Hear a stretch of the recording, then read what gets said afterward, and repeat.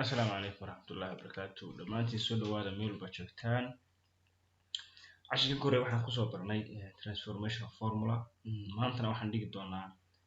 qayb kale oo ku jira transformation formula oo qaybtii labaad ah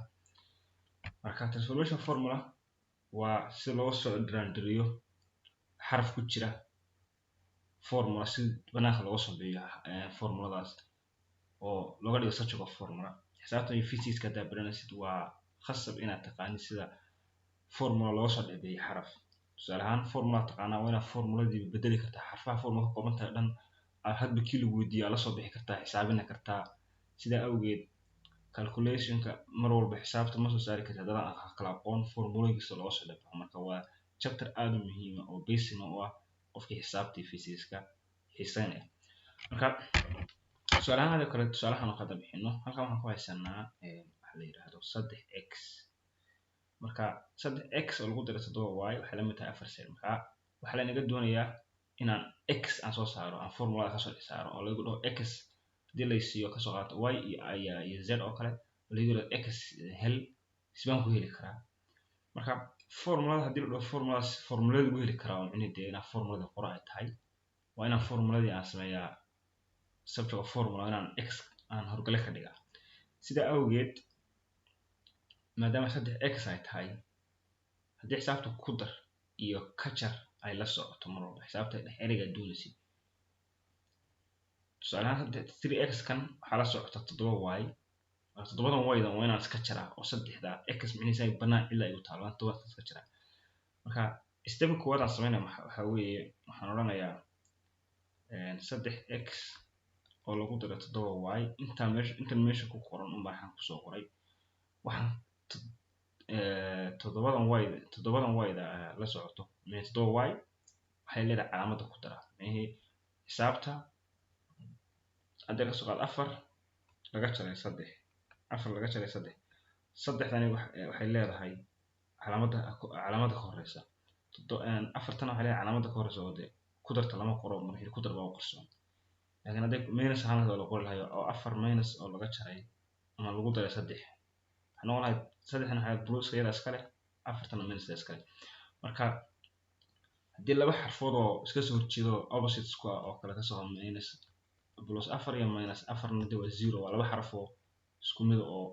iska soo horjeedo marka minus iyo plus waxay noqonaysaa 0 sida awgeed saan uga saaro 7y saan uga saaro waa inaan ka jaraa labada dhinac 7y waa inaan ka jaraa saan uga saaro booska waxaan oranayaa intan hadda meesha aan ku soo qortay 7y dan lidkeedu waxa weeye waa minus 7y waxay la mid tahay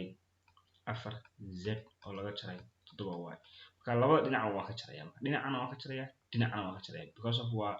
equation marka equal ba ka saartan waa equal aan ka wada equation waa equal taas equal ba waxa xisaabta wixii xaggan laga jaro wixii xaggan laga jaraa sida awgeed xaggan 7y baa ku daray dhinacan waa ka ka jaraan qadliya xaggan 7y baa ka jaray labada dhinac marka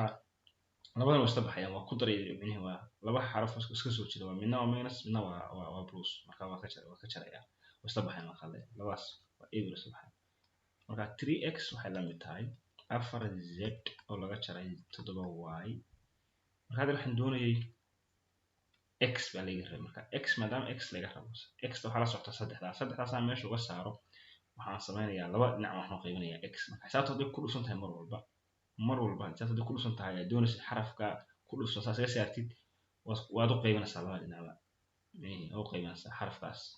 waxa waxaan qaybinayaa 3 dhinacna oo qayb laba dhinac mar walba laba dhinac oo qaybinaysaa laba dhinac waa soo baxaysaa marka x waxay soo haraysaa 4z oo laga jaray 7y oo loo qaybiyay 3 marka hadda waxaan ku helayaa x waxaan ku helayaa formuladaas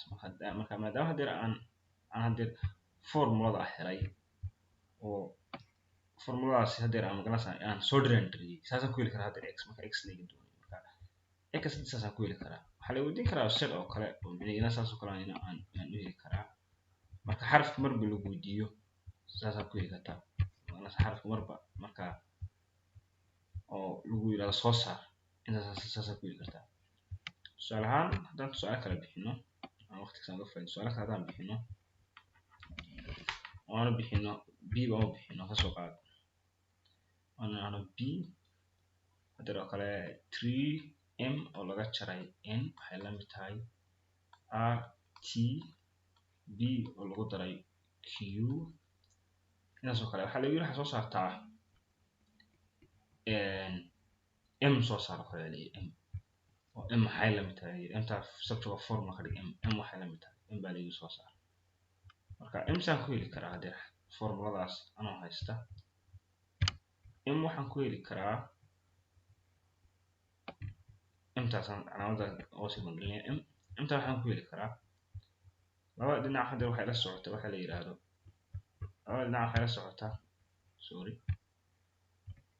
labada dhinac waxay la socotaa minus n marka waxaan oranayaa dhinacana waxaan lidkeed tan waa minus n hadday tahay lidkeedan waa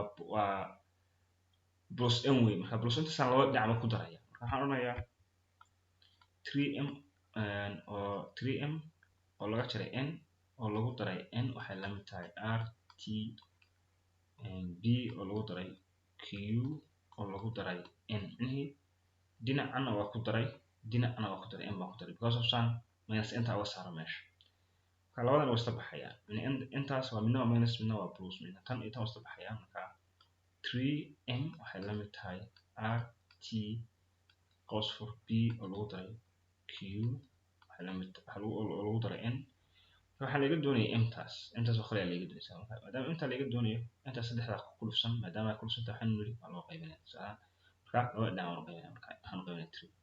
marka xaggan 3 aan qaybinayaa dhinacan oo dhan waxaan qaybinayaa 3 marka 3 ga 3 ga waa baxayaan marka m waxay la mid tahay r t cos 4b oo lagu daray q oo loo qaybiyay lagu daray n oo loo qaybiyay 3 marka formuladaas hadee taasna waxaan ku heli karaa hadii lagu yiraahdo m soo hay m hadii lagu yiraahdo soo hay m oo la yiraahdo m waxay la mid tahay formuladaas lagu heli karaa formuladaas oo ku saari karaa marka saas u soo dirandinaysa xarafkii marka lagu weydiiyo oo marka waxa lagu weydiin karaa m ka lagu weydiin karaa xaraf badan baa lagu weydiin karaa dadka waxa lagu weydiin karaa r oo kale lagu weydiin karaa waxa lagu weydiin karaa b oo kale lagu weydiin karaa q oo kale lagu weydiin karaa haddana r ka dhigno oo kale oo r soo saarno hadii tusaale ahaan oo nahno r maxaa lagu heli karaa tusaalaheeni min tabti ay qornayd formuladeena aanu qorno nahno r maxaa lagu heli karaa hadana hadda c bade waxaan haysanay 3m oo laga jaray n waxay la mid tahay r t b oo lagu daray q marka waxa lagu yiri waxa soo heshaa r ta r baa lagu yiri r meesha ku heli kartaa min r baa lagu yiri r taas meesha ku heli kartaa marka waxaan oranayaa r tan intan to r ta ku dhufanta intan oo dhan min r ta horta b r t daas wax ku dhufanta b q da b iyo q labada ku dhufanta wala qows waxa laga saaray wax kale ma isku dhufsanahay marka hadii waxa lagu qori karaa rtb oo lagu daray rtb rtq labada inta la isku dhufto la fiiriyay tan hadda factorize baa lagu sameeyaa waa soo factorize sida awgeed r waxaan ku heli karaa intan inta t iyo qows la geliyay b oo lagu daray q baan laba dhinac loo qaybinayaa waxaan oranayaa 3m oo laga jaray n oo loo qaybiyay t b oo lagu daray q waxay la mid tahay dhinacana aan qaybinayaa marka r t cos b oo lagu daray q oo loo qaybiyay t b oo lagu daray q wax kale ma sameyn inta t cos b q ma dhinacana oo qaybiyay dhinacana oo qaybiyay marka dhinacana waxaan qaybintaa soo soo dhinacana waxaan qaybinaa intii r2 ma oo qaybiyay inta oo qaybintaa waxa ku soo dhacay marka intan waa isku sabaxaysaa t la baxaysaa bq dan bidas la baxaysaa q dan bidas la baxaysaa inta wasta baxaya maxaa ay soo haraya 3m oo laga jaray n oo loo qaybiyay t m oo laga jaray n waxay la mid tahay r marka hadda formuladaasna waxaan ku heli karaa hadii la weydiiyo oo la yiraahdo soo saar r ما كويل كرا مر عادي أنت سكويل كرا فوق ده مرة ده أنت قرناي أنت أنا قرناي تي أنا قرناي بس أنت سانسو قيبنا يا أنت سانكويل كرا عشرة كان سنقول جينا السلام عليكم ورحمة الله وبركاته عشرة كان تم فصلنا يا خالص سويتنا السلام عليكم ورحمة الله وبركاته السلام